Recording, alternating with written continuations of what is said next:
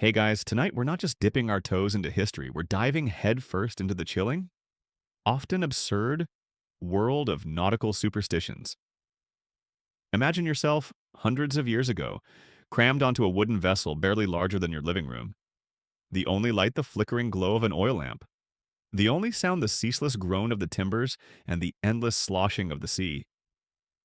You're not just worried about scurvy or storms, you're absolutely terrified of a black cat crossing your path on deck. Or perhaps the mere mention of a pig sending shivers down your spine. Your life, you believe, hangs precariously on the whims of unseen forces and ancient beliefs, each more outlandish than the last. Honestly, if you were there, you probably wouldn't survive a single voyage, not from the elements, but from the sheer paranoia these superstitions would instill. So, before you get comfortable, take a moment to like the video and subscribe, but only if you genuinely enjoy what I do here. Now, if you're feeling brave, tell me where you're listening from and what time it is. Now, dim the lights, maybe turn on a fan for that soft background hum, and let's ease into tonight's journey together. You're a salty dog, a mariner of old, standing on the creaking deck of a wooden ship, far from the comforting sight of land. The waves are your constant companion, the wind your unpredictable master. But it's not just the elements that gnaw at your mind. It's the invisible currents of belief, the whispers of ages past, that truly guide your every step and decision. You see a lone albatross circling above, and a knot of fear tightens in your gut. Is it a good omen? Or does it signal impending doom? You quickly make a sign against evil, a silent plea to whatever deities might be listening. This isn't just folklore for you, it's a matter of life and death, as real as the splinter in your hand or the salt spray on your lips. Imagine the sheer isolation of being at sea for months on end, with only a small, often unwashed crew for company. Every creak of the ship, every shift in the wind, every unusual wave formation takes on magnified importance.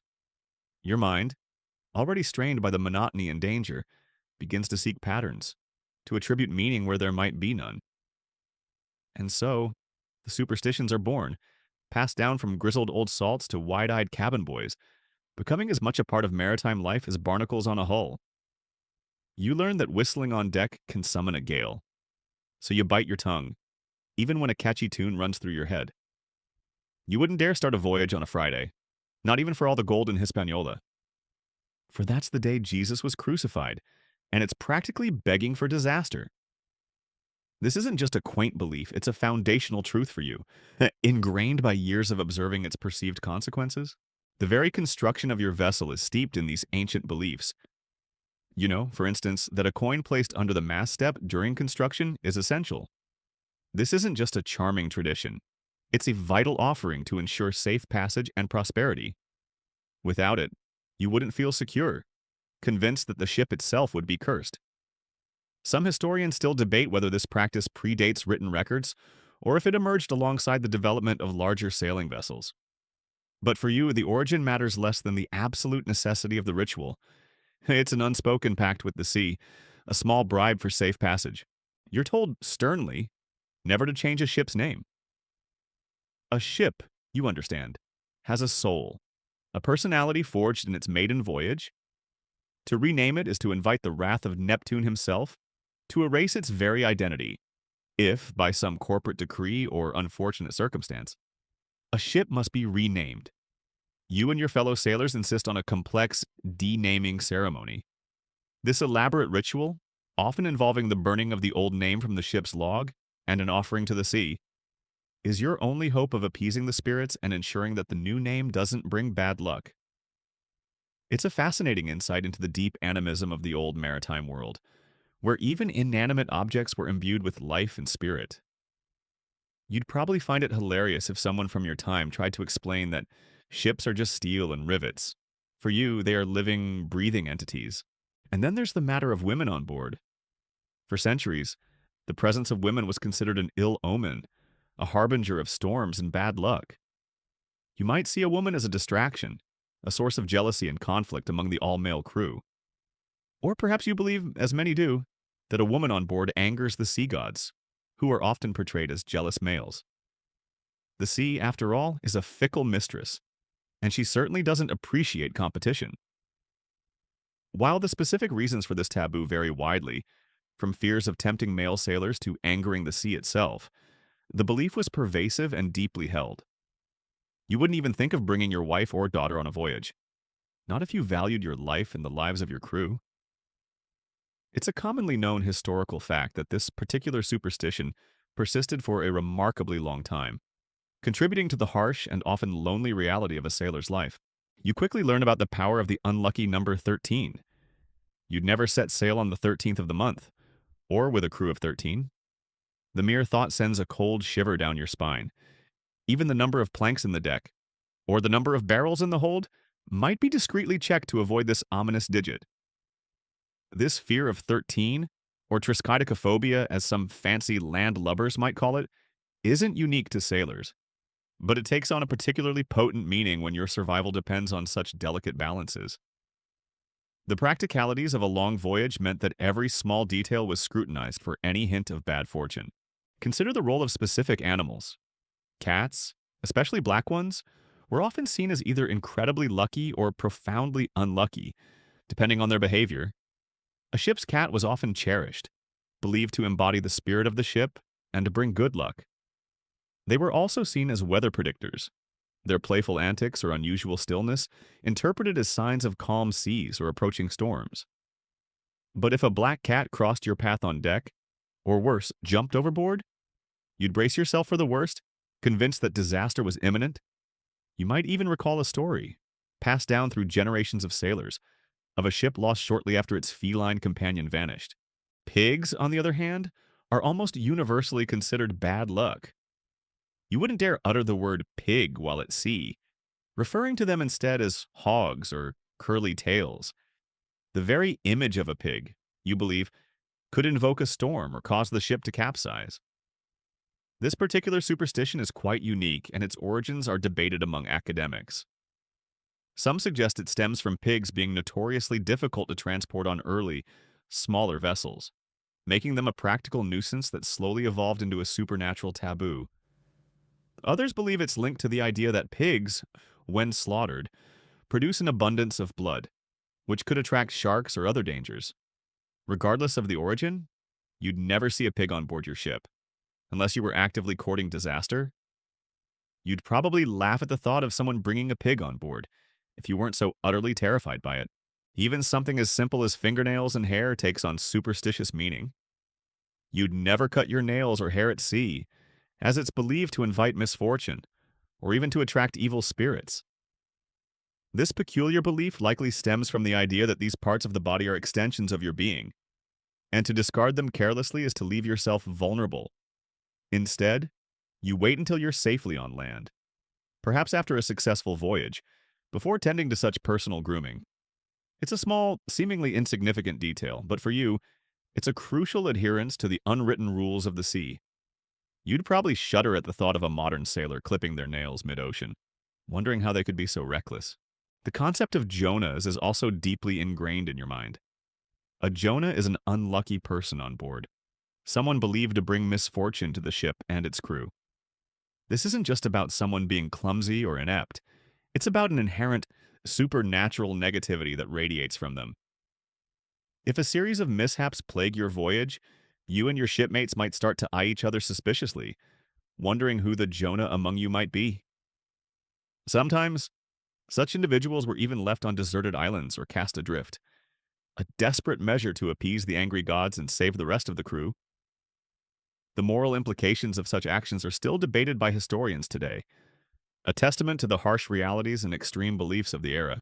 And what about the wind for you? The wind isn't just a natural phenomenon, it's a living, breathing entity, often manipulated by spirits or witches. You wouldn't dare whistle on deck, for fear of whistling up a storm. Instead, you might scratch the mast to conjure a breeze, or even resort to desperate measures like buying a wind bag from an old woman in port, a small pouch filled with knotted ropes, each knot promising a different strength of wind when untied. These aren't just silly trinkets, they're vital tools in your survival kit, alongside your compass and charts. You truly believe that your very words and actions can influence the unpredictable power of the elements. Even leaving port holds its own set of anxieties and rituals. You'd never sail on a Friday, as previously mentioned, But you'd also be wary of seeing a funeral procession or a priest before setting off. These are considered incredibly bad omens, signals that your voyage is doomed before it even begins. Instead, you'd prefer to see a fisherman or a maiden, signs of good fortune and a prosperous journey. These small details, seemingly insignificant to a modern eye, were meticulously observed and interpreted by sailors, each one a thread in the complex tapestry of their superstitious world. It's a testament to how deeply ingrained these beliefs were, dictating even the most mundane daily occurrences. Remember the ancient belief that drowning victims lingered in the water? Sometimes even clinging to the hull of ships you'd never pull a body from the sea unless it was absolutely necessary, for fear of bringing the spirit of the deceased on board. Instead, you might offer a prayer for their soul and let them rest in the deep. This morbid superstition, while dark, highlights the profound respect and fear sailors had for the ocean and its power. It's a detail that provides a unique glimpse into the spiritual landscape of the maritime world, where the boundaries between life and death, and between the living and the spectral, were constantly blurred. The fear of a ship striking a whale was also steeped in superstition. While a practical danger, it was also believed to be a bad omen, a sign of Neptune's displeasure. You'd probably offer a silent prayer if you saw a whale too close to your vessel, hoping it wouldn't bring misfortune. The sheer size and power of these creatures would have certainly inspired both awe and fear, easily leading to their integration into the sailor's superstitious worldview. It's a little like how some modern people might react to seeing a rare, a potentially dangerous animal, a mix of wonder and trepidation. You're still out there, bobbing on the vast, indifferent ocean, and the sun is beginning to dip below the horizon, painting the sky in hues of orange and purple. But your eyes aren't on the beauty of the sunset. They're scanning the water, listening for the telltale signs of what might lurk beneath. Because out here, beyond the reach of land, the sea isn't just water, it's a realm teeming with fantastical creatures, each with the power to bless or curse your voyage. You've heard the stories, whispered in dimly lit taverns and shouted over the roar of gales, and you know they hold more than a grain of truth. Take the mermaid, for instance. You might think of her as a creature of beauty, with flowing hair and a melodic voice. But for you, a sailor of old, seeing a mermaid is almost always an omen of disaster. Their enchanting songs, you believe, are meant to lure sailors to their watery graves, to smash your ship against jagged rocks. If you hear her singing, you might quickly plug your ears or even turn your gaze away, hoping to avoid her seductive, deadly charm. To see one up close, especially if she's looking directly at your ship, is practically a death sentence. It's a commonly known historical fact that the allure and danger of mermaids captivated the imaginations of sailors for centuries, leading to countless tales of ships lost to their siren calls. You probably wouldn't even risk throwing a piece of bread to one, for fear of incurring her wrath or tempting your own fate. Then there are the sea serpents, monstrous leviathans said to be so vast they could encircle an entire ship. You don't need scientific proof to believe in them. The sheer terror they inspire is evidence enough. Imagine being on watch, gazing into the murky depths, and seeing a colossal serpentine form undulate beneath the waves, its eyes like burning coals. Your heart would pound against your ribs, and you'd immediately scramble to alert the rest of the crew, preparing for the inevitable, whether it be a direct attack or the capsizing of your vessel by its sheer size. The stories of these creatures likely originated from sightings of large eels, whales, or even floating logs. But in the minds of terrified sailors, they morphed into something far more menacing. The fear of something massive and unknown lurking beneath the surface is a primal one, easily exploited by the vastness of the ocean. And don't forget the kraken, a colossal squid or octopus of legendary proportions, rumored to reside in the deepest trenches. This isn't just a giant cephalopod, it's a force of nature, capable of dragging entire ships down to the crushing darkness of the abyss.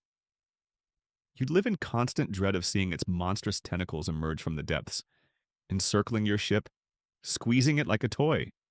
The tales you've heard speak of its intelligence, its malevolence, and its insatiable hunger. Some historians still debate whether the kraken was inspired by actual giant squid sightings or was purely a product of seafaring imagination. But for you, the chilling possibility of its existence is enough to keep you awake during your night watches. You'd probably offer a quick prayer to whatever deity you favored, hoping to be spared from such a horrific end. Now, let's talk about ghost ships. spectral vessels that glide across the waves, their sails billowing in an unseen wind, their crews long dead but forever bound to their cursed journeys. The most famous of these is, of course, the Flying Dutchman. You've heard the chilling accounts of a ship condemned to sail the seas forever, unable to make port, a harbinger of doom for any ship that crosses its path. To see the Flying Dutchman, especially through a thick fog or on a stormy night, is to know that your own ship is marked for misfortune. You'd quickly avert your gaze, making the sign of the cross, hoping that its ghostly presence won't cling to your own vessel. It's an interesting detail how common this particular legend became, spreading across various maritime cultures with remarkable consistency.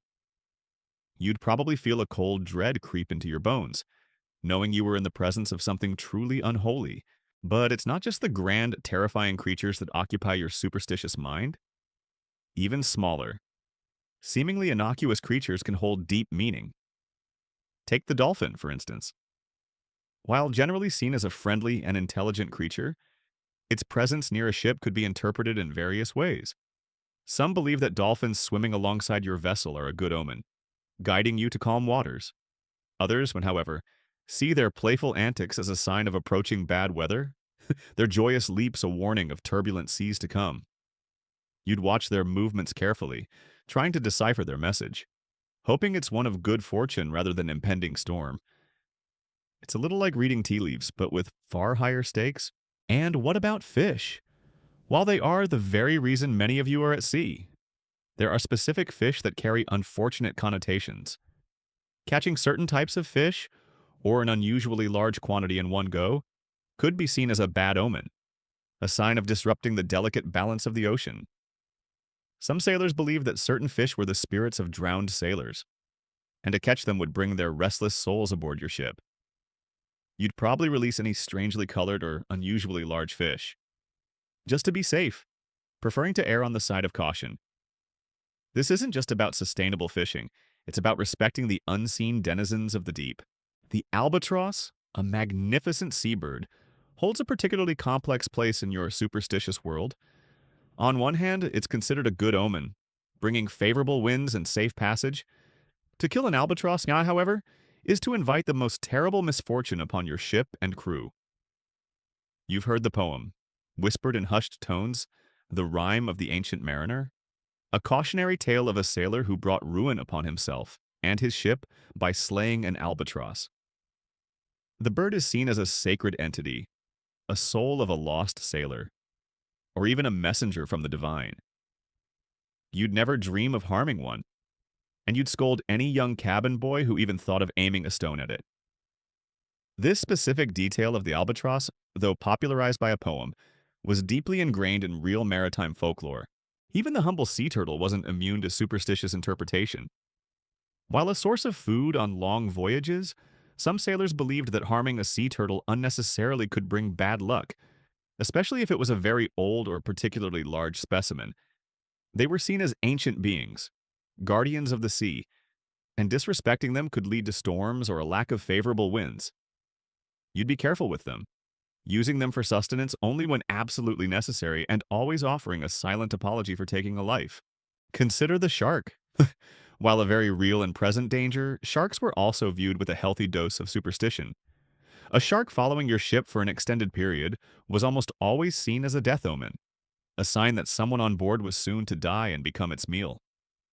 The sight of a shark could cause a chill to run through the crew, leading to hushed conversations and nervous glances. You'd probably try to scare it away, or even cast a piece of meat overboard to distract it, anything to break the ominous spell. It's an interesting example of how a tangible threat could become intertwined with supernatural beliefs, amplifying the fear. And finally, the barnacles and weed that clung to the hull of your ship. While a nuisance that slowed your progress, they also held a symbolic meaning. Too many barnacles, or unusually thick growth of seaweed, could be seen as a sign that your ship was unlucky or heavy, burdened by bad fortune. Conversely, a clean, fast hull was a sign of a blessed ship. You'd spend hours scraping them off, not just for speed, but to symbolically cleanse your vessel of any lingering bad luck. The practical necessity of hull cleaning thus became imbued with a deeper, spiritual significance. Some scholars still debate whether this was purely a practical concern that later gained superstitious weight, or if the superstition predated the understanding of hydrodynamic efficiency. Regardless, you'd be scraping away, hoping to literally scrub away your misfortunes. You're still out there, feeling the roll of the waves beneath your feet, and the vastness of the ocean is starting to feel less like an adventure and more like an endless, unpredictable force. It's a force you constantly try to appease, to control, through a bewildering array of taboos and rituals, each one a desperate plea for safety in a world where danger is the only constant. Your very survival, you believe, hinges not just on your skill as a sailor, but on your unwavering adherence to these unwritten laws of the sea. First, let's talk about whistling on board. This isn't just about making noise, it's practically a death wish. You wouldn't dare pucker your lips and let out a tune, no matter how catchy, because whistling is universally believed to whistle up a storm. Imagine the sheer terror if, in a moment of absent-mindedness, a young cabin boy lets out a trill, and minutes later, the sky darkens and the waves begin to churn. You'd be convinced he brought it upon you all. Instead, when you want wind, you might gently scratch the mast, a silent, respectful request to the spirits of the ship. Some historians still debate the exact origin of this specific taboo. Was it a practical concern about disrupting silent watches? Or did it truly stem from an ancient belief in the wind's sentience? For you, the consequence is all that matters. And then there's the avoidance of Fridays. This is practically common knowledge, but for you, it's a non-negotiable rule. You would never, ever set sail on a Friday. Friday, is the day Christ was crucified, making it inherently unlucky. No matter how pressing the cargo, no matter how fair the wind, your captain would rather wait an extra day than risk the wrath of the heavens. Many ship owners would simply delay departure rather than face a mutinous crew convinced they were heading to their doom. You might even recall tales of ships that defiantly set sail on a Friday, only to be lost with all hands, their fate a stark warning for generations to come. It's a compelling example of how religious belief intertwined deeply with practical seafaring life. Speaking of sacred days, you're also wary of Sunday departures. While not as universally feared as Fridays, some sailors believed that setting sail on a Sunday was equally ill-advised, perhaps because it defied the day of rest. You'd prefer to spend Sunday in port, attending to your spiritual duties or simply resting, before embarking on a new, dangerous journey. The rhythms of life at sea were often dictated by the rhythms of belief, blurring the lines between piety and superstition. Your interactions with the dead are also fraught with ritual. If a shipmate dies at sea, you wouldn't just toss them overboard. No, you'd carefully sew them into a canvas shroud, often with their last stitch going through their nose. A grim but effective way to ensure they were truly dead and wouldn't return as a vengeful spirit. And they would be buried at sea with full ceremony, a prayer said, and the body committed to the deep, feet first, ensuring they would swim up to heaven. To keep a dead body on board, or to bring one back to shore unnecessarily, is considered incredibly bad luck, inviting ghosts and misfortune. It's a detail that highlights the profound respect, mixed with fear, that sailors held for the departed, especially when so far from consecrated ground. You also know that certain words are strictly forbidden on board. The word goodbye is one of them. Uttering it as someone departs your ship is believed to jinx their journey, ensuring they won't return. Instead, you'd say something like farewell or safe travels. It's a small linguistic detail, but one that carries immense weight in a world where words are believed to have power. You wouldn't even think of saying it. It's just not done. And then there's the taboo against cutting your hair or nails at sea. This isn't just about hygiene, it's about preserving your life force. You believe that these discarded parts of your body are vulnerable, potentially allowing evil spirits or witches to gain power over you. So, you'd wait until you're safely on land to trim your unruly beard or clip your nails, keeping yourself whole and protected. It's a peculiar belief, but one that makes sense when you consider the pervasive fear of the supernatural. You'd probably look at a modern person casually clipping their nails mid-ocean with a mixture of bewilderment and horror. You must never change a ship's name without a proper denaming ceremony. As discussed before, a ship has a soul, and to simply rename it without appeasing the old name's spirit is to invite disaster. This elaborate ritual, often involving burning the old name from a piece of paper and then offering it to the sea, along with a libation of champagne or rum, is a serious affair. You'd participate with utmost solemnity, understanding that the safety of your next voyage depended on it. It speaks volumes about the animistic worldview that permeated seafaring culture. The presence of women on board, as we've touched upon, is a deeply ingrained taboo. You might believe they anger the sea, a jealous mistress who resents competition for male attention. Or perhaps you fear the distractions and temptations they might bring to an all-male crew, leading to arguments and unrest. For whatever reason, you'd never allow a woman on your ship, not unless you were actively seeking to curse your voyage with storms and bad luck. This particular superstition, while rooted in societal norms of the time, was amplified by the unique pressures and dangers of life at sea. You also avoid carrying pigs on board, or even saying the word pig. They are considered intensely bad luck, believed to conjure storms. If you must refer to them, you'd use euphemisms like hogs or curly tails. The reasons behind this are still debated among scholars. Some link it to the difficulty of keeping pigs on a rocking ship, making them a practical nuisance that evolved into a supernatural one. Whatever the origin, you'd never knowingly transport a pig, preferring to leave them safely on land.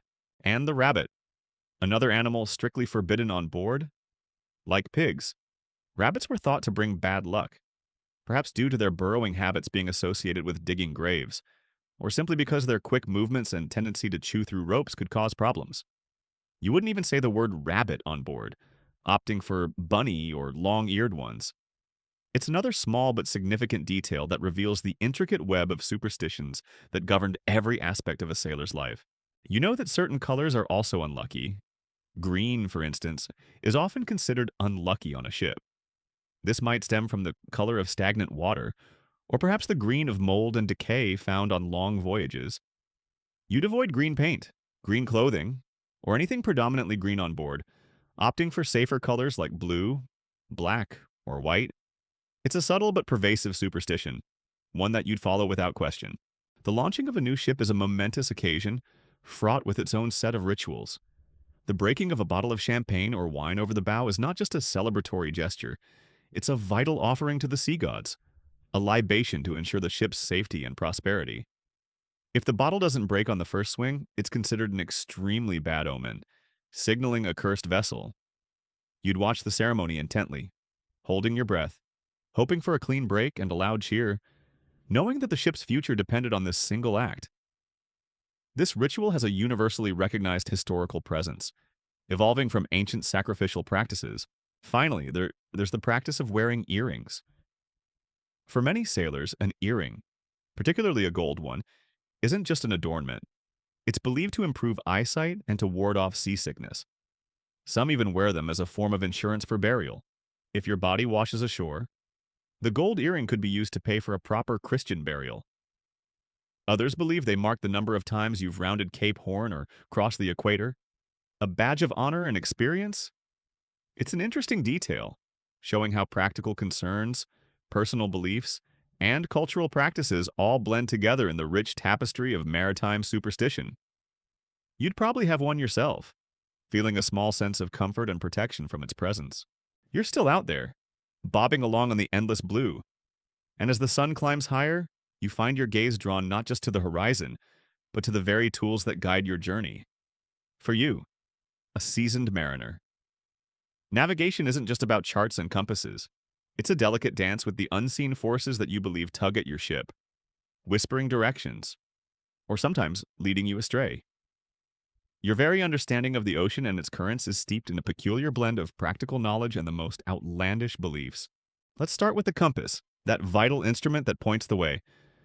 You know it's essential, but you also believe it can be easily swayed by malevolent forces. You wouldn't dare place a magnet near it, for fear of spoiling its magic and causing it to point falsely.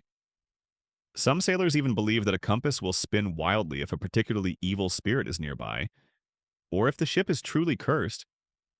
You might even tap the compass lightly before checking it, a small ritual to ensure its accuracy, a silent plea for it to guide you true. Historians still debate how much these superstitions hindered actual navigation versus being simply an added layer of psychological assurance for sailors in an age of uncertainty. For you, it's not a hindrance, it's a necessary precaution. Then there's the ship's wheel, the very rudder of your destiny. You'd never allow anyone to whistle while at the helm, as that's seen as a direct challenge to the wind spirits, inviting a gale. And if you needed to turn the ship quickly, you might even utter a quiet prayer or a specific chant, believing that your words could coax the vessel to respond more swiftly. The wheel isn't just a mechanical device, it's the very nerve center of your ship, and you treat it with a profound, almost spiritual respect. Your understanding of currents and tides isn't purely scientific. While you observe their patterns, you also believe they can be influenced by lunar cycles. Yes, but also by the moods of ancient sea gods or even the restless spirits of drowned sailors. You might tell a young, skeptical cabin boy a story about a ship that defied a certain current, only to be dragged off course and lost forever. A cautionary tale reinforcing the invisible hand that guides the waters. This blend of observable phenomena and supernatural agency is a cornerstone of your maritime worldview. The stars, your ancient guides, also hold a place in your superstitious heart. While you use them for celestial navigation, you also believe certain constellations hold power. For good or ill, you might have a favorite star, one that you whisper a prayer to before an arduous night watch, believing it offers special protection. Conversely, you might avoid gazing too long at certain other stars, fearing they might bring misfortune or reveal hidden dangers. The celestial sphere isn't just a map, it's a cosmic drama unfolding above you, each star a character in its own right. It's a common historical detail that ancient mariners revered the stars, blurring the lines between astronomy and astrology. Even the simple act of charting your course is tinged with superstition. You might avoid drawing a direct line over known shipwrecks or areas where previous vessels have been lost, believing that to do so invites their fate upon your own. Instead, you might draw a slight curve around these unlucky spots, a symbolic detour around potential disaster. It's a small concession to fear, a practical application of your superstitious beliefs. Consider the wind direction. While you understand the prevailing winds, you also believe that you can influence them.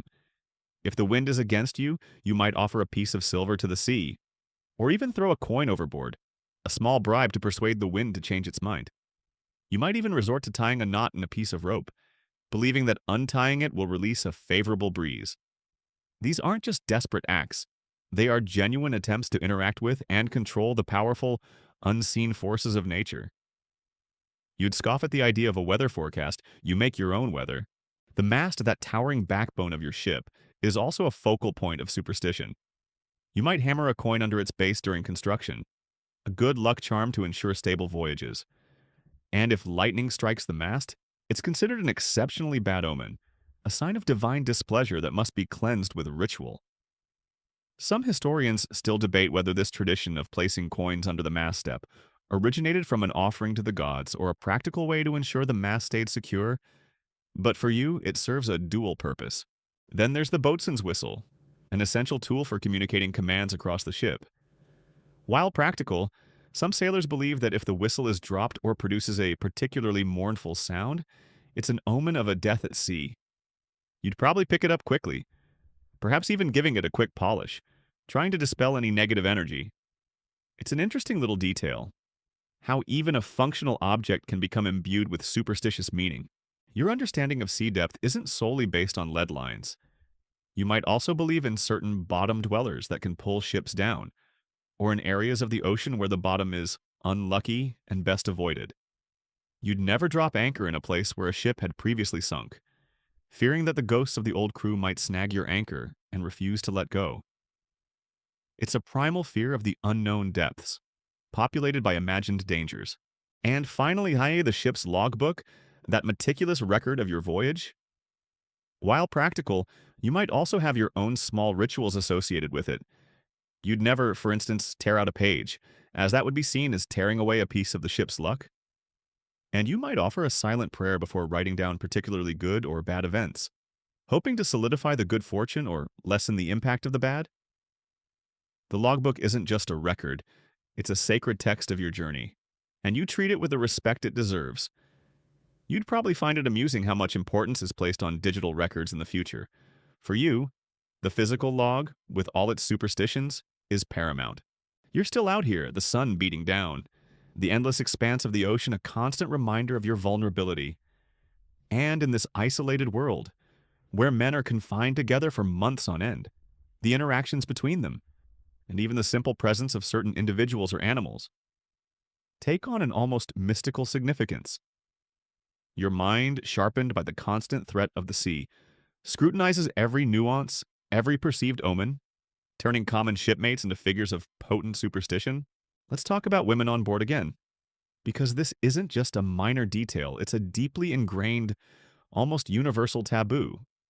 You've heard the stories, passed down through generations of grizzled old sailors, of ships lost and voyages cursed, all because a woman dared to step foot on deck.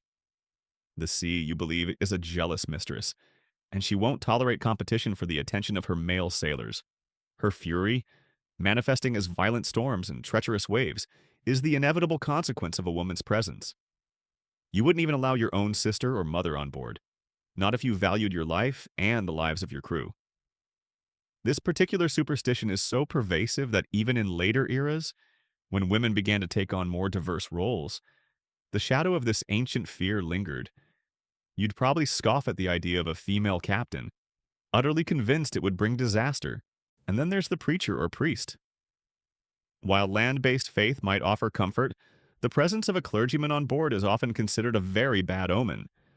Their calling, you believe, is to minister to the dying, to conduct burials, and their presence on a ship might inadvertently invite death and misfortune.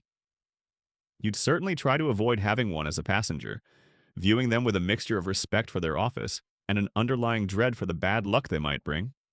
It's an interesting paradox, isn't it? That a figure of spiritual comfort on land could be a harbinger of doom at sea? Now, let's consider the redhead. For some inexplicable reason, meeting a redhead before embarking on a voyage is often considered unlucky. You might quickly make a sign against evil or turn away, hoping to avert any impending misfortune.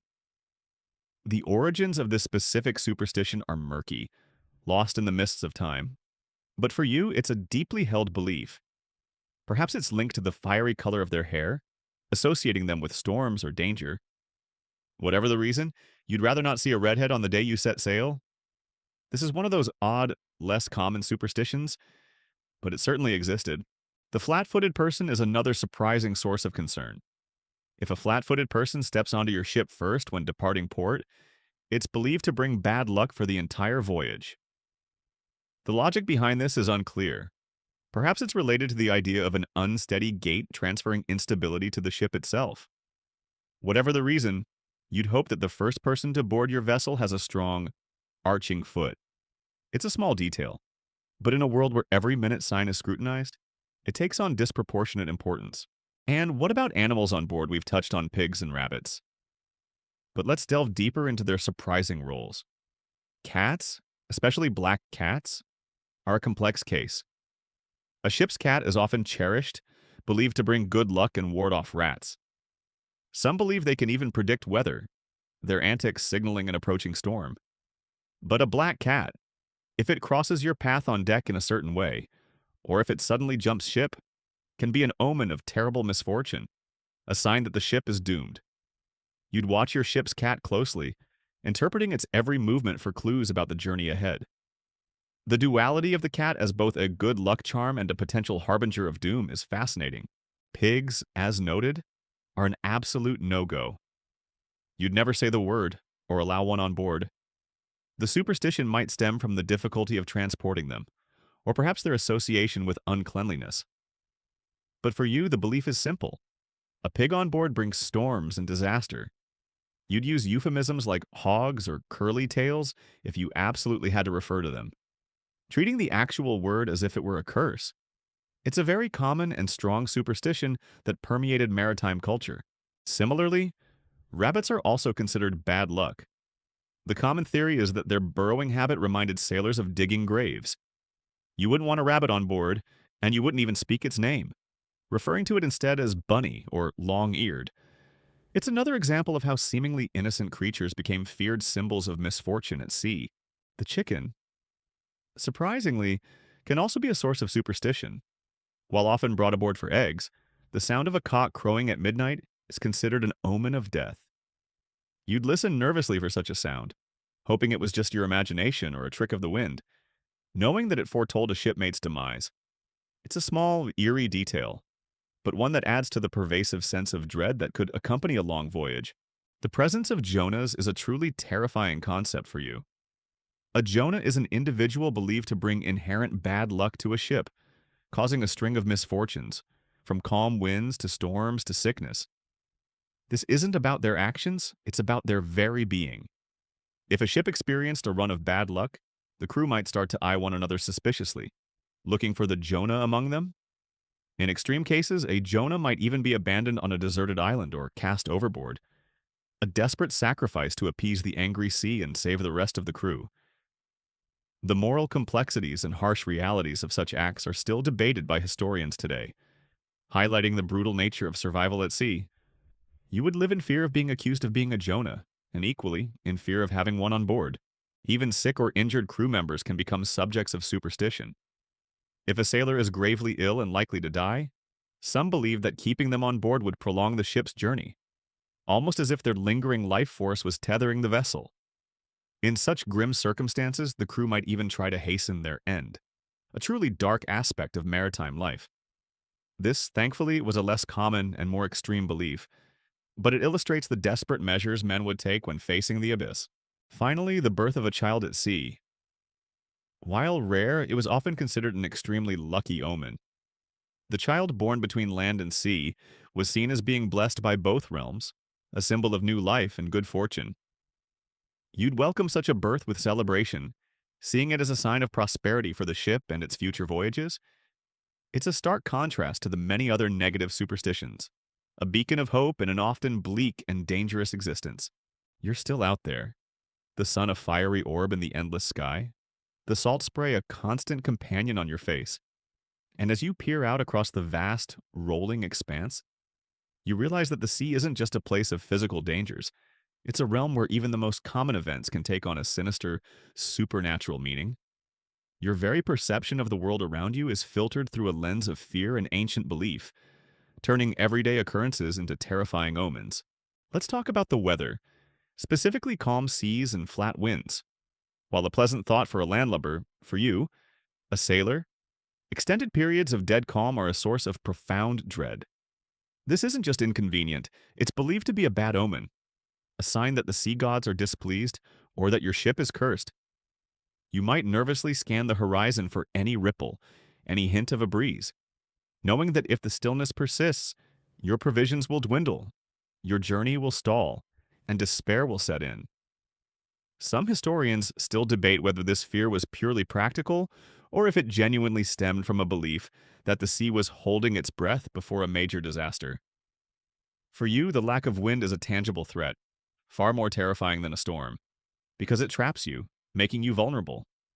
Then there's the chilling sight of phosphorescence, the eerie glow in the water at night. While scientifically explained by bioluminescent organisms, for you, it's often interpreted as the ghosts of drowned sailors swimming around your ship, or even clinging to its hull. You'd probably whisper a prayer or make a warding sign, trying to ward off these spectral beings, hoping they don't try to drag a living soul down with them. It adds a truly haunting dimension to your night watches, turning the beautiful natural phenomenon into a terrifying visual. Consider the simple act of dropping something overboard. This isn't just a clumsy mistake, it's often seen as a bad omen, a sign that the sea demands a sacrifice, or that your voyage will be marred by losses. If a tool or a personal item falls into the waves, you might quickly offer a small coin or a piece of food to the sea, hoping to appease it and prevent further misfortune. It's a small, spontaneous ritual, born of fear and desperation. The sound of bells at sea is another source of unease. While ships often had bells for various purposes, the unexplained ringing of a ship's bell without human intervention is considered a dire omen of death on board. You'd freeze, listening intently, your heart pounding, hoping it was just the wind or a trick of the waves. The chilling sound would send shivers down your spine, filling you with dread for the coming hours. It's a common historical detail that bells were often used in rituals, and their unexplained ringing would certainly amplify fears. And what about sinking a bottle when leaving port? This is a lesser-known but powerful superstition. Some sailors believed that sinking an empty bottle before setting sail would ensure a safe return, perhaps symbolizing the emptying of bad luck before the voyage began. or serving as a small offering to the sea. You might see a grizzled old tar perform this quiet ritual, a desperate attempt to tip the scales of fortune in their favor. It's a fascinating insight into the small, personal superstitions that coexisted alongside the more widespread ones. The very act of spilling salt on deck is also considered bad luck. Salt, being precious and vital for preserving food on long voyages, was highly valued. To spill it, therefore, was seen as wasteful and an insult to its protective qualities, inviting misfortune. You'd quickly sweep it up, perhaps even throwing a pinch over your shoulder to ward off evil, a common terrestrial superstition adapted for the high seas. The presence of dead calm for too long, as mentioned, is terrifying. But sometimes a sudden, unexplained gust of wind when the air has been still is also considered a bad omen, possibly indicating the presence of a vengeful ghost or a malevolent spirit passing by. You'd probably make a quick sign of the cross at trying to protect yourself from unseen forces. It's an example of how any unusual natural phenomenon could be interpreted through a superstitious lens. Consider the ship's wake, the churning water left behind your vessel. Some sailors believed that if the wake was unusually turbulent or displayed strange patterns, it could be a sign of unrestful spirits following the ship, or a precursor to bad weather. You might cast a nervous glance behind you, searching for any unusual signs, hoping the wake remained smooth and undisturbed. It's a small detail, but one that could fuel anxiety on a long, lonely voyage. Finally, the superstition surrounding crossing another ship's bow. While sometimes a necessary maneuver, intentionally crossing too close to another ship's bow was often considered an unlucky act, potentially causing a collision or bringing misfortune to both vessels. It was seen as an aggressive or disrespectful act towards the other ship's spirit. You'd always aim to pass astern, a sign of respect and a way to avoid inviting bad luck. It's a fascinating blend of practical navigation and superstitious etiquette. You'd probably shudder at the thought of a modern cargo ship simply cutting across another's path, oblivious to the ancient fears it might invoke. You're still out there, the sun dipping low, casting long shadows across the deck, and as night truly falls, the ship creaks and groans around you in the vast, lonely expanse of the ocean, where every sound is amplified and every shadow seems to dance. It's easy for your mind to conjure up images of the unseen. For you, a sailor of old, your vessel isn't just wood and canvas, it's a living entity. And sometimes, you believe it carries more than just the living crew. You're sharing your space with shipboard spirits and ghostly crews, beings from beyond the veil. Let's start with the very concept of ghosts on board. You believe that if a sailor dies at sea and his body isn't properly buried, or if he dies violently, his spirit might linger on the ship, forever bound to the vessel he called home. These aren't always malevolent spirits. Sometimes they're merely restless, lost, or even benign, trying to complete a voyage they never finished. You might feel a sudden cold spot, hear a whispered name when no one is near, or see a fleeting shadow in your peripheral vision. These are the telltale signs of a ghostly presence, a chilling reminder that you're never truly alone out here. Then there are the phantom footsteps you sometimes hear on deck late at night, or the creak of floorboards in empty cabins. These aren't just the ship settling, you believe they are the ghosts of former sailors going about their duties, endlessly reenacting their final voyage. You might even hear the ghostly clanking of chains or the distant murmur of voices from below deck. Even when every living soul is accounted for, it's an unnerving symphony of the spectral, a constant whisper from the past. The Flying Dutchman, which we touched upon earlier, isn't just a ship, it's a living legend. And for you, a chilling reality. It's a cursed ship, doomed to sail the oceans forever, unable to make port. To encounter the Flying Dutchman is considered an incredibly bad omen, a harbinger of storms, disease, or even shipwreck for your own vessel. You'd quickly try to change course or perform a warding ritual, anything to avoid its spectral presence. The very air around it is said to be cold and still, carrying the mournful cries of its damned crew. Historians still debate the true origins of this powerful legend. But for you, its existence is as real as the waves beneath your keel. Consider the notion of a ship having a soul. You truly believe your vessel possesses its own spirit, a personality forged through its history and the lives it has carried? If a ship is old and has survived many perils, Its spirit is considered strong and protective, but if a ship has been involved in multiple disasters, or if a great tragedy occurred on board, its soul might be haunted or cursed, leading to a string of bad luck for future crews. You treat your ship with respect, almost as a living being, knowing that its temper could directly impact your fate. Sometimes, the ghosts aren't just from your own ship.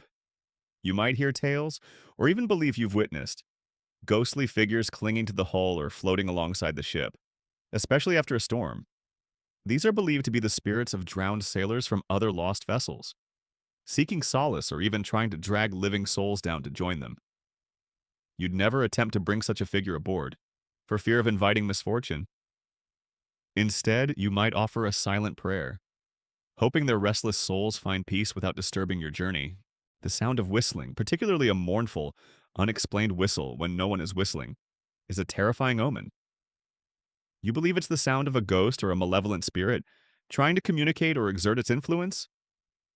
You'd quickly try to find the source, or if none could be found, offer a quick protective charm, knowing that such a sound often portends misfortune or even death on board. It's a detail that truly amplifies the sense of isolation and creeping dread at sea. And what about phantom lights? On dark, moonless nights, you might see unexplained lights dancing on the waves, or flickering in the distance where no other ship should be. These lights are often believed to be ghost lights, perhaps from lost ships or the lanterns of drowned sailors, forever searching for their way home. While some might be St. Elmo's fire, for you, their inexplicable appearance is deeply unsettling, a sign of the supernatural encroaching on your world. It's an interesting detail how often natural phenomena were interpreted through a superstitious lens. You might also encounter stories of cursed cargo. If a ship carries something believed to be cursed, like stolen treasure from a shipwreck, or an artifact taken from an ancient sacred site, it's believed to bring misfortune to the ship and crew. The cargo itself might be haunted by the spirits of those who owned it before, or simply carry a dark energy that infects the vessel. You'd certainly be wary of taking on such cargo, knowing the potential dangers it could bring. Finally, the captain's ghost. If a captain dies at sea, especially a particularly strong-willed or beloved one, his spirit is often believed to remain on board, still overseeing his ship, still barking orders. You might feel his presence in the captain's cabin, or hear his footsteps on the bridge. While sometimes a source of comfort, knowing a benevolent spirit watches over you, it can also be a chilling reminder of the finality of death at sea and the perpetual bond between a sailor and his ship. Even beyond the grave, you'd probably leave a small offering of rum in the captain's cabin, just in case.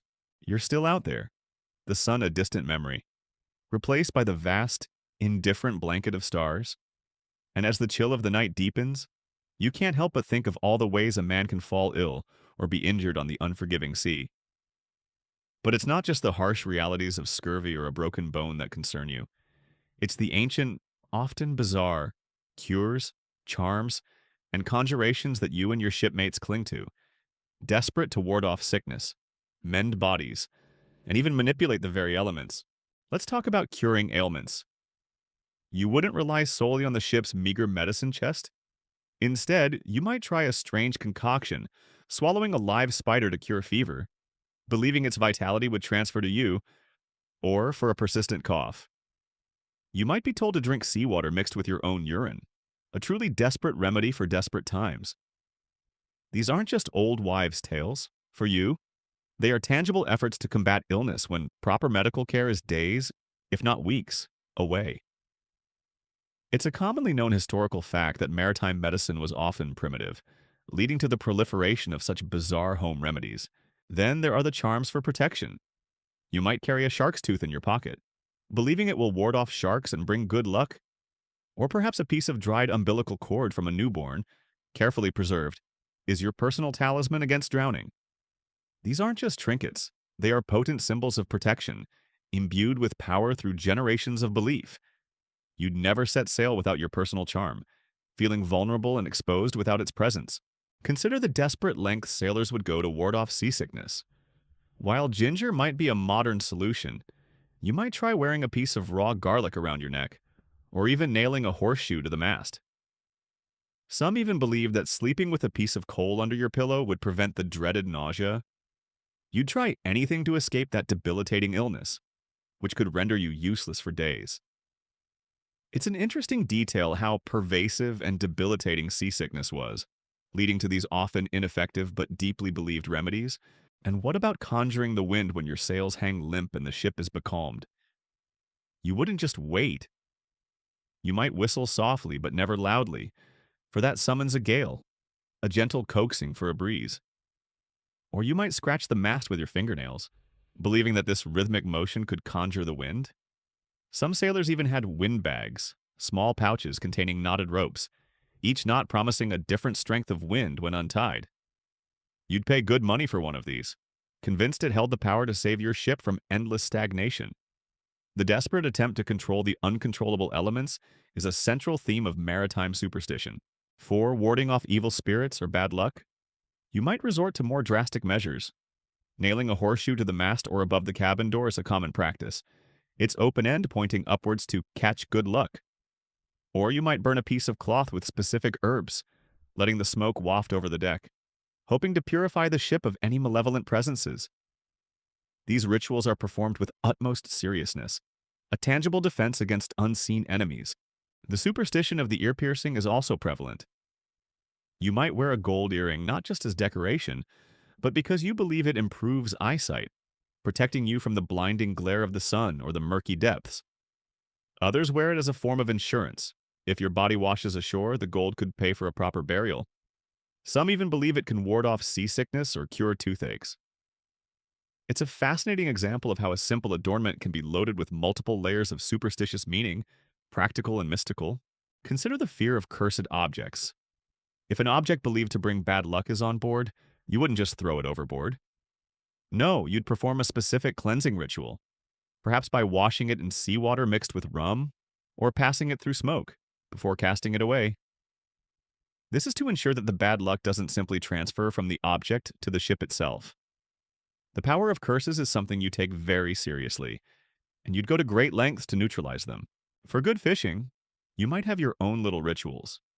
Perhaps you spit into the water before casting your line, or you might have a specific fishing charm that you always carry, believing it attracts fish. Some even believe that speaking to the fish or offering a small sacrifice of rum to the sea would ensure a bountiful catch. It's a blend of practical fishing knowledge and a desire to influence the abundance of the sea. And what about tattooing? For many sailors, tattoos aren't just artistic expressions. They are powerful charms for protection and luck. A pig and a rooster tattooed on your feet or ankles were believed to protect you from drowning, as these animals couldn't swim, implying they would ensure you reach land.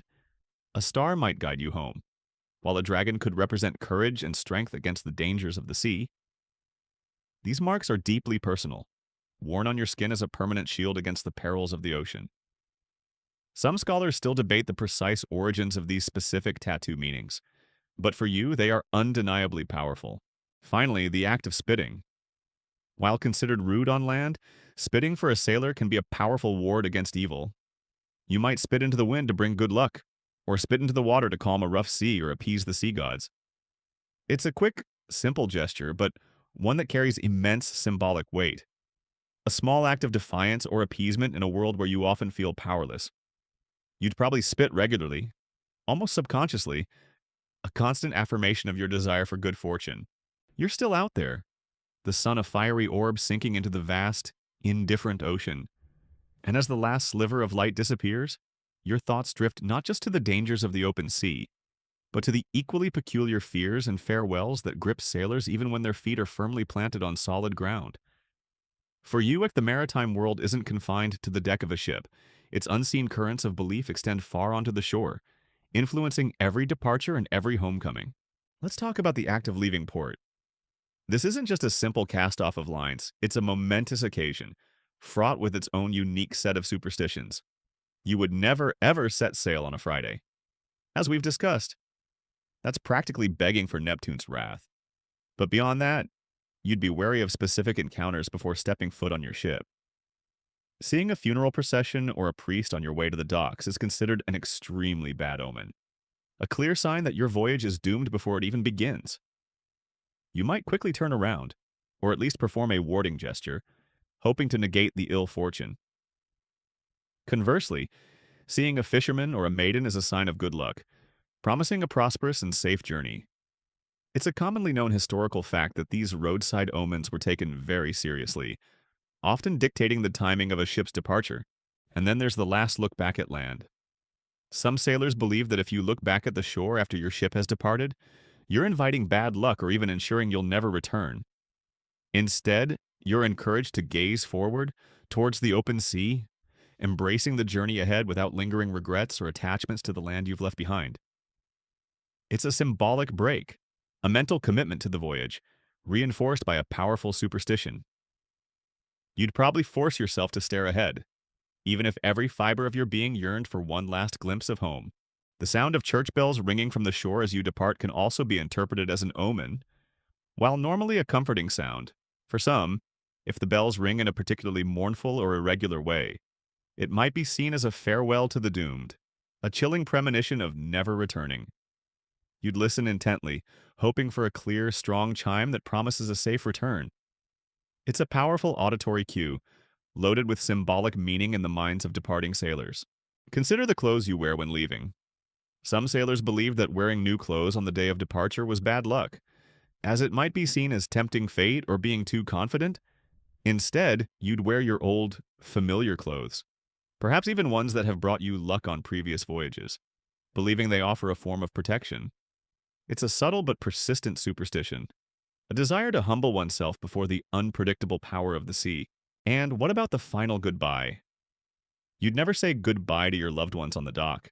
As mentioned before, the word itself is considered a jinx, believed to ensure you won't return. Instead, you'd use phrases like farewell, see you soon, or safe travels, carefully avoiding the forbidden word. Your last words to your family are carefully chosen, an attempt to weave a protective spell around your journey. This linguistic taboo highlights the profound power attributed to words in a highly uncertain existence. The first person you meet upon returning to port also holds significance. If you meet a woman first, especially one with a cheerful demeanor, it's often considered a good omen, signifying a safe return and a prosperous future. Conversely, meeting a redhead or someone considered unlucky might cause a moment of unease, a fleeting fear that the good fortune of your return might be tarnished. You'd scan the docks anxiously, hoping for a favorable first encounter. Even the simple act of stepping ashore after a long voyage has its rituals. Some sailors believed you should touch wood as soon as your foot hits the land, a way to ground yourself and acknowledge your safe return, warding off any lingering bad luck from the sea. Others might kiss the ground, an act of profound gratitude for surviving the perils of the ocean. These aren't just expressions of relief, they are small, personal rituals of reconnection with the safety of land. The superstition of the empty cradle or rocking chair is also prevalent among the families left behind. It was believed that rocking an empty cradle or rocking chair would invite misfortune or even death upon the person for whom it was intended. Often a sailor at sea, so family members would be careful to keep them still, a silent act of protection for their loved ones far away. It's a poignant example of how superstitions extended from the ship to the homes of those waiting anxiously on shore. Finally, the celebration upon returning home. While joyous, it's often tinged with its own small superstitions. You might pour a small libation of rum onto the ground as an offering to the sea gods for your safe return, thanking them for their mercy. Or you might burn a piece of old rope from your voyage, symbolically cutting ties with the dangers of the past. These aren't just celebrations, they are acts of closure and appeasement, ensuring that the good fortune of returning home persists. Historians still debate the extent to which these rituals were formalized versus personal expressions, but their widespread practice indicates their importance. You'd probably collapse into a comfortable chair, utterly exhausted but profoundly grateful to be home, performing your own little thank you to fate. You're still here, feeling the ghost of the ocean sway, the faint scent of salt lingering in the air. The terrifying superstitions of sailors, once a matter of life and death, now seem like echoes from a distant, storm-tossed past. But even in your modern, enlightened world, these ancient fears, though seemingly absurd, still whisper through the maritime realm, fading like the last light on a distant shore. You might be surprised just how many of these old beliefs still find a subtle home in contemporary seafaring, or even in our everyday language. Think about the persistent aversion to sailing on a Friday. While modern shipping schedules rarely account for ancient superstitions, you'll still find some old salts, and even some recreational boaters, who feel a slight unease about casting off lines at the end of the week. It's not an ironclad rule anymore, but the lingering unease, the faint whisper of unlucky Friday, persists. This is a commonly known historical fact that has truly permeated into modern culture, often without people even knowing its origins. You might even find yourself subconsciously putting off a small boat trip until Saturday, just to be safe. And what about whistling on a ship? While a modern cruise ship captain might not fear a gale from a happy passenger's tune, many commercial sailors, even today, will tell you it's best avoided. It's seen as tempting fate, challenging the wind, or simply being disrespectful to the sea. The immediate consequence might not be a hurricane, but it's still seen as bad form by those who spend their lives on the water. It's a fascinating, lingering echo of a deeply held fear, evolving into a quiet code of conduct. The breaking of a champagne bottle over the bow of a new ship during its naming ceremony. This isn't just tradition, it's a direct descendant of those ancient libations offered to the sea gods. If the bottle doesn't break on the first swing, it's still considered a deeply unlucky omen in shipyards worldwide, a moment of collective anxiety that transcends mere aesthetics.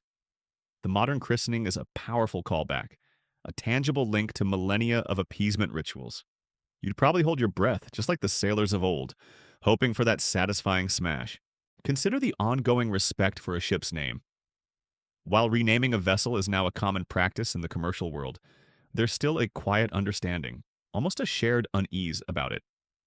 Some modern mariners might still perform their own small, informal denaming ceremonies, or at least give a nod to the old ways, acknowledging the spirit of the ship.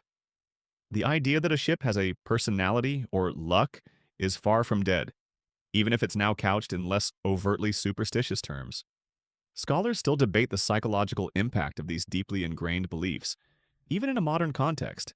The fear of rats on board, while now primarily a practical concern for hygiene and damage, once held a far deeper, more superstitious meaning. Rats deserting a ship were seen as a dire omen of impending doom. While we understand the biological reasons for such behavior now, that primal fear of rats, particularly as harbingers of disaster, still resonates. You wouldn't want rats on your ship, not just for the disease, but for that lingering, unsettling feeling that something is terribly wrong. Even the expression loose cannon has its roots in maritime fear. An untethered cannon on a rolling deck was an extreme danger, a harbinger of chaos and destruction. This phrase, now used to describe an unpredictable person, carries that same historical weight of imminent, uncontrolled disaster at sea. It's a perfect example of how a very practical, terrifying reality became a widely used idiom, carrying the echoes of maritime anxiety into everyday speech. And what about the lingering association of the number 13 with bad luck? While not exclusive to the sea, you'll still find some ships that discreetly avoid having a 13th deck or cabin number. It's a quiet acknowledgement of a pervasive fear, a subtle deference to an ancient superstition that continues to weave its way through the fabric of modern life, even if only as a quirk. The notion of the albatross as a symbol of burden or guilt, thanks to the rhyme of the ancient mariner, is still powerful in modern language. When someone has an albatross around their neck, it means they carry a heavy, inescapable burden, directly referencing the sailor who killed the sacred bird and brought ruin upon himself. It's a testament to how deeply maritime stories and superstitions have seeped into our collective consciousness. Even the simple act of saluting another vessel or dipping the ensign as a sign of respect carries echoes of ancient maritime etiquette, which often blurred with superstitious appeasement. These aren't just polite gestures, they are remnants of a time when every interaction on the vast ocean held a deeper, more spiritual meaning, ensuring safe passage and good relations. You wouldn't just wave, you'd execute a precise, respectful gesture, acknowledging the shared dangers of the sea. And finally, consider the inherent respect for the power of the ocean itself. While modern technology allows us to navigate with incredible precision, the sea remains unpredictable, capable of immense fury. That underlying respect, That quiet understanding of its immense power is a direct legacy of millennia of sailors who truly believed it was a living entity, capable of both benevolence and boundless wrath. You might hear a modern sailor talk about the sea deciding, or the sea giving, echoing the ancient personification of this vast, terrifying, and awe-inspiring force. It's a powerful, enduring echo of a world steeped in supernatural belief.